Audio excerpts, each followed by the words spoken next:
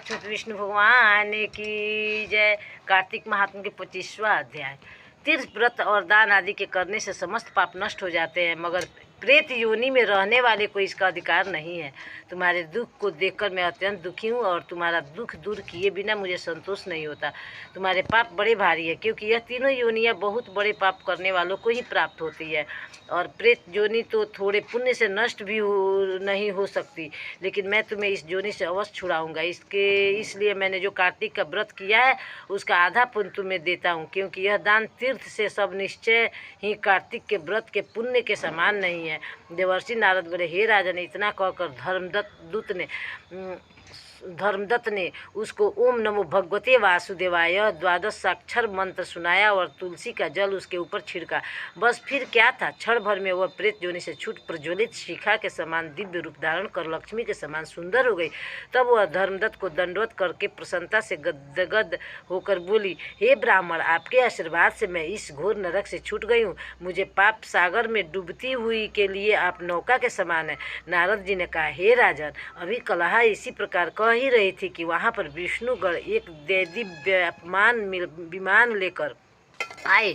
विमान के द्वार पर अप्सराएं और गण बैठे हुए थे। धर्मदत्त ने उनको देखकर प्रणाम किया। पुण्यशील और सुशील नामक भगवान विष्णु के गणों से धर्मदत्त को अपने हाथों से ऊपर उठा उसका अभिनंदन करके कहा, हे द्विश्रेष्ठ, आप धन्य हैं जो सदा भगवान विष्णु के व्रत कथा और सेवा में लगे रहते हैं। आपने जो अपने बाल्यकाल में पवित्र और शुभ कार्तिक व्रत किया था, उसके आधे फल से कलहा के पूर्व जन्म के एकत्रित पाप नष्ट कर दिए हैं।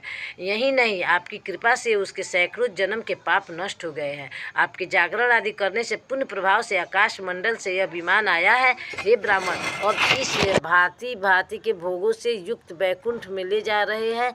आपके दान पुण्य के प्रभाव से यह भगवान विष्णु के पास रहेगी। आप भी इस जन्म के बाद अपने दोनों स्त्रियों सहित वैकुंठ में विष्णु जी के पास रहोगे और मुक्ति प्राप्त करोगे। हे दया सागर, वह मनुष्य धन्य और जन्म उन्हीं का फलीभूत है जिन्होंने तुम्हारी तरह विष्णु जी की भक्ति की है, क्योंकि भगवान विष्णु अपने भक्तों को भला क्यों नहीं देते हैं। जिन्होंने प्राचीन काल में उतानपाद के पुत्र को ध्रुव पर पहुँचाया, जिसके सुमिरन मात्र से प्राणियों की मुक्ति हो जाती है। प्राचीन काल में विष्णु जी केवल अपने नाम के स्मरण से ही आप द्वारा पकड़े हुए हाथी को हस्ती योनि से मुक्त करके जय नाम देकर अपना पार्षद बना लिया। तुमने उसी विष्णु की सेवा की है, इसलिए तुम अपनी दोनों स्त्रियों सहित 1000 वर्ष तक भगवान विष्णु के पास निवास करोगे।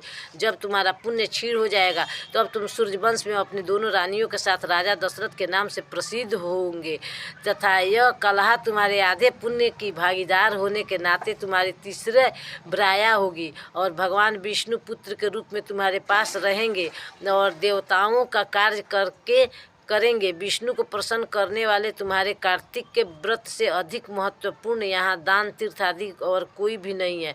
हे दया सागर, तुम धन्य हो, क्योंकि तुमने जगत गुरु भगवान विष्णु को प्रसन्न करने के लिए कार्तिक मास का व्रत किया है, जिसके आधे पुण्य के फल की भागीदार कलहा है। इस समय हम इसे अपने साथ विष्णु लोक में ले जा रहे हैं।